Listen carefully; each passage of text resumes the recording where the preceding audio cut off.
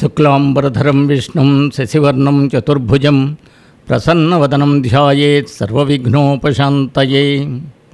గురుర్బ్రహ్మ గురుర్విష్ణు గురుర్దేవో మహేశ్వరః గురుస్సాక్షాత్ పరబ్రహ్మ తస్మై శ్రీ గురవే నమః. వ్యాసం వసిష్ఠనప్తారం శక్తేః పౌత్రమకల్మషం పరాశరాత్మజం వందే సుఖతాతం తపోనిధిం. నారాయణం నమస్కృత్య నరం చైవ నరోత్తమం దేవీం సరస్వతీం వ్యాసం తతో జయముదీరయేత్. వసుదేవసుతం దేవం కంసచాణూరమర్దనం దేవకీ పరమానందం కృష్ణం వందే జగద్గురుం. భాగవత కథాసుధలు 80వ భాగానికి స్వాగతం సుస్వాగతం. శ్రీకృష్ణ భగవానుని కృప వలన పోతనామాచ్యులు వారు రచించిన శ్రీమద్భాగవతం 8వ స్కంధంలోనికి మనం ప్రవేశిస్తున్నాం. ఈ 8వ స్కంధం శ్రీకృష్ణ భగవానుని కన్నులతో సమానం. అష్టమ చక్షుషీ విష్ణు అనేది సంహితావాక్యం.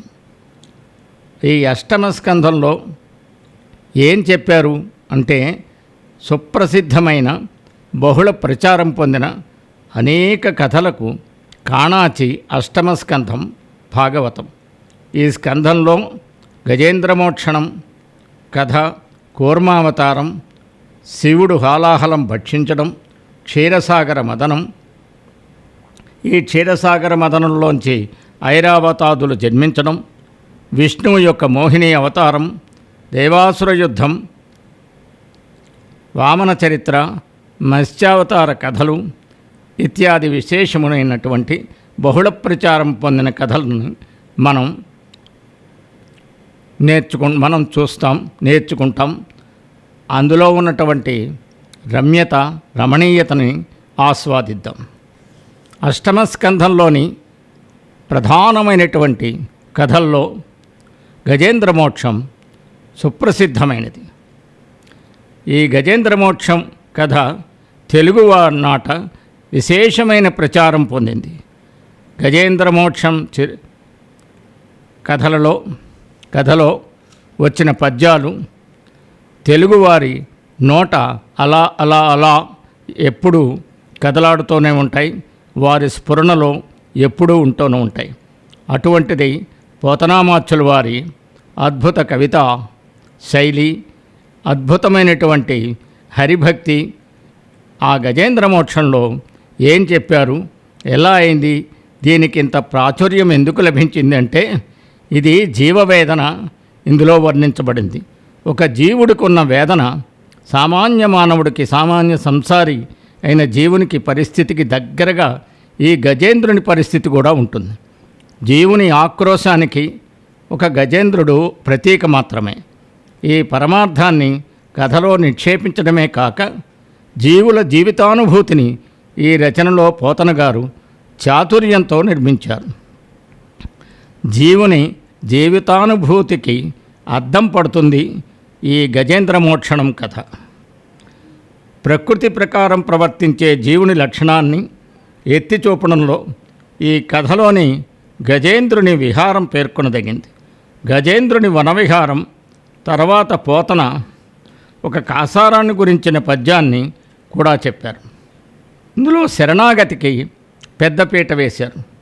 సర్వధర్మాన్ పరిత్యజ్య మామేకం శరణం వ్రజ అనే గీతావాక్యానికి ప్రతీకగా లౌక్కింతయు లేదు అనే పద్యం మనం త్వరలో వినబోతున్నాం.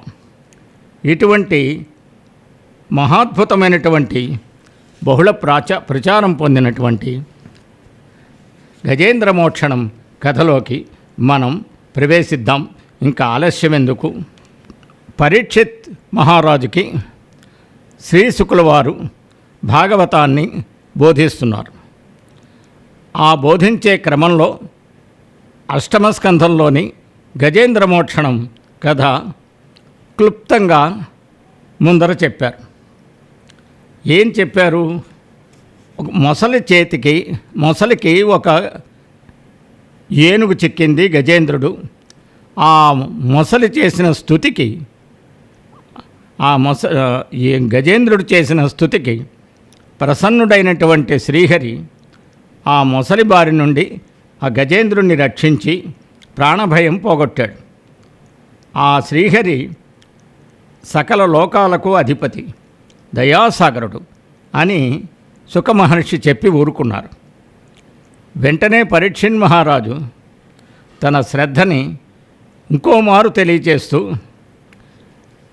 అసలు ఏమిటి సందర్భం, ఈ మొసలేమిటి, గజేంద్రుడేమిటి, మొసలి గజేంద్రుణ్ణి బాధ పెట్టడం ఏమిటి, ఆ క్షోభలో గజేంద్రుడు స్తవం చేయడం ఏమిటి, అప్పుడు శ్రీహరి వచ్చి రక్షించడం ఏమిటి, ఈ విషయాన్నంతటినీ నేను వివరంగా వినగోరుతున్నాను మహాత్మా అని శ్రీసుఖ బ్రహ్మకు చెప్తే ఆయన వివరంగా గజేంద్ర మోక్షణ గాథని తెలియచేస్తున్నారు.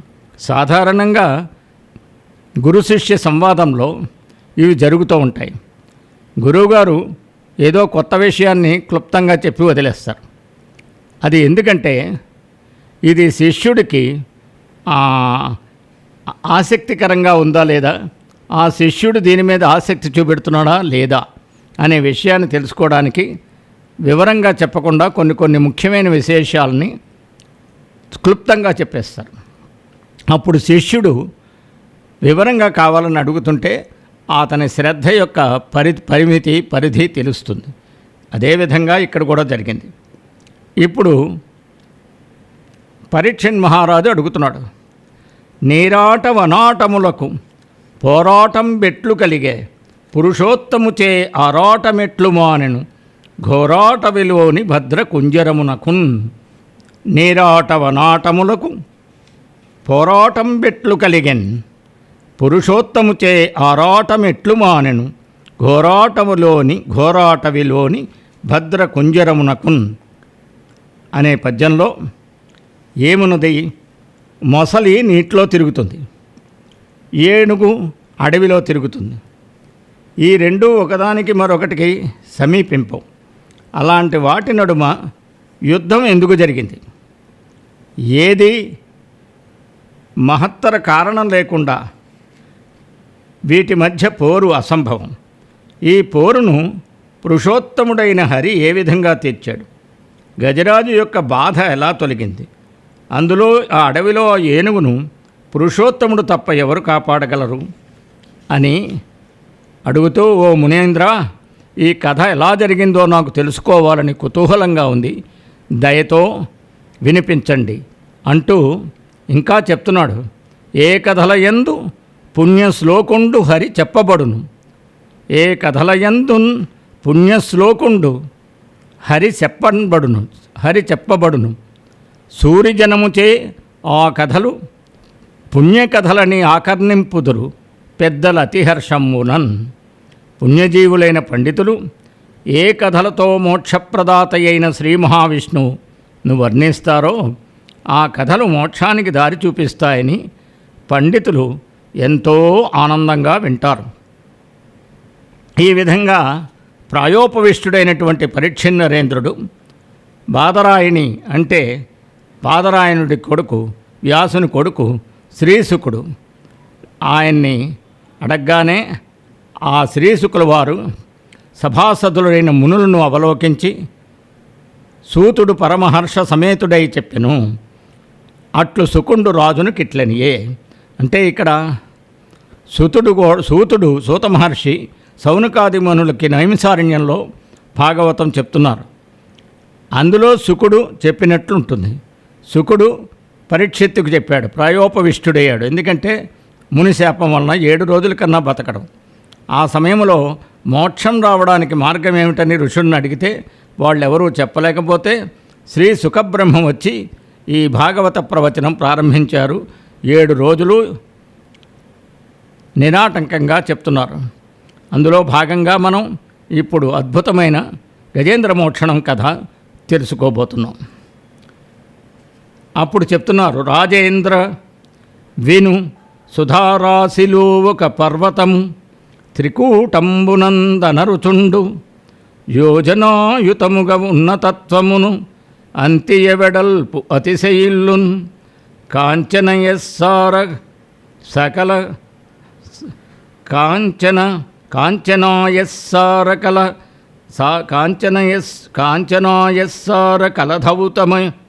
మయుములై కలధౌతమయములై మూడు శృంగంబులు మొనసియుండు అటశృంగ బహురత్నధాతు చిత్రితములై దిశలు భూనభముల తేజరిల్లు భూరి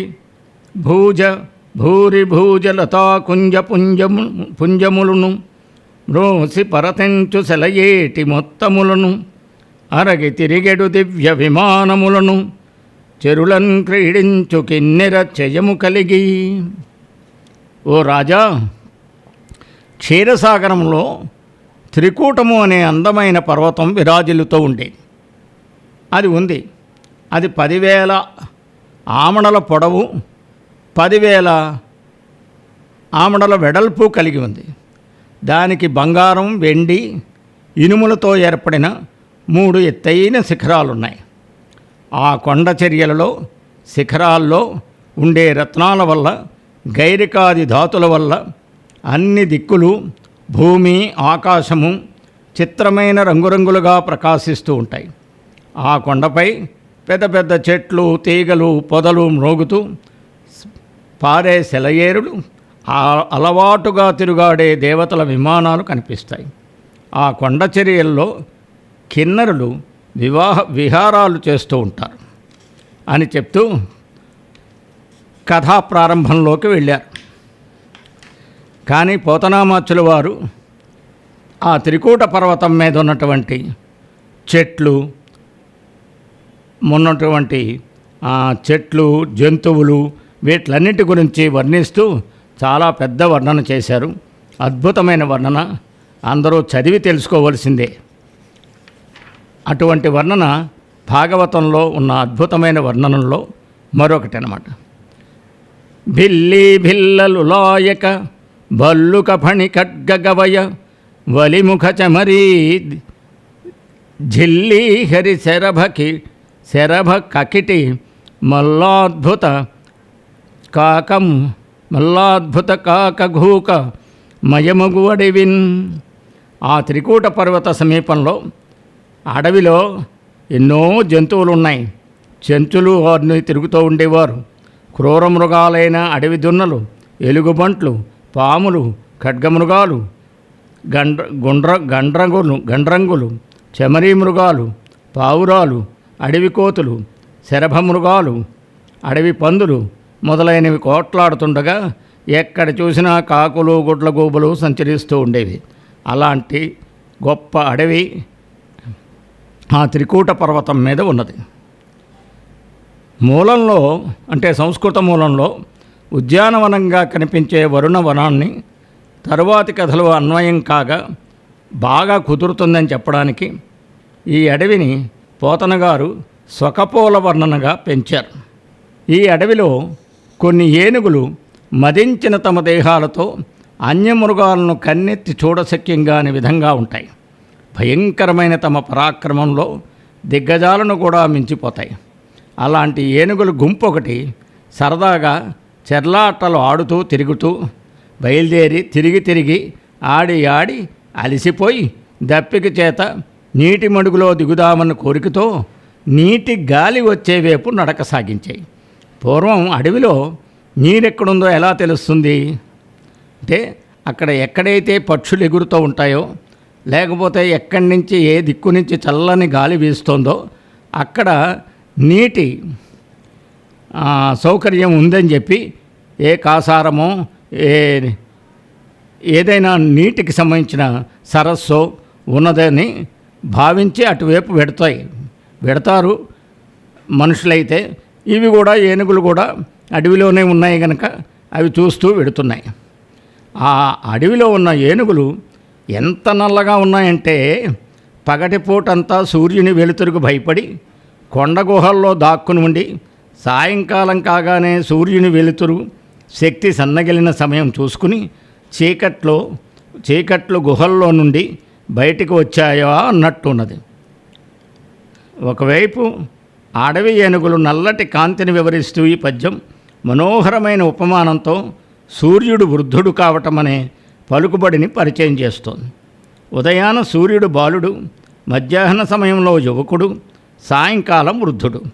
శత్రువు బలహీనపడటం చూచి వాడి శత్రువు విజృంభిస్తాడు. అది ఈ పద్యంలో లోకనీతి, కవిత చమత్కృతి అని పండితులు వివరించారు. అంధకారమెల్ల అద్రి గుహాంతర వీధులందు పగలు వెరచి దాగి ఎడరు వేచి సంధ్య వినుండు వృద్ధతనున్న వెడలే. అనగా సంధ్య ఇనుండు వృద్ధతనున్న వెడలే ననంగ గుహులు వెడలే కరులున్ వెడలెన్ కరులు గుహలు వెడలెన్ కరులు. అదేవిధంగా పెద్ద ఏనుగులే కావు, గున్న ఏనుగులు కూడా పరాక్రమంలో పెద్దవాటికేమీ తీసిపోవు అనే భావాన్ని తెలియజేస్తూ తలగవు కొండలకైనను మలగవు సింగములకైనము మార్కును కడిమిన్ కలగవు పిడుగులకైనను ఇలా బల సంపన్న వృత్తి ఏనుగుగున్నల్. ఇది మరో చిన్న పద్యం, కానీ ఆ ఏనుగులను గురించి వర్ణిస్తున్నారు పోతనామాచులు వారు. వాటి బల సంపత్తి ఎలాంటిదంటే కొండలను చూసి కూడా పక్కకు పోవు, కొండల్ని ఢీకుంటున్నాయి. సింహాలను చూచి కూడా వెనక్కి తిరగవు, ఎదిరిస్తాయి. పిడుగులు పడినా భయపడవు, లెక్క చేయకుండా ముందుకు సాగిపోతాయి. మనం వచ్చే భాగంలో మరింత ముందుకు వెడదాం. అంతవరకు స్వస్తి. సర్వం శ్రీకృష్ణార్పణమస్తు.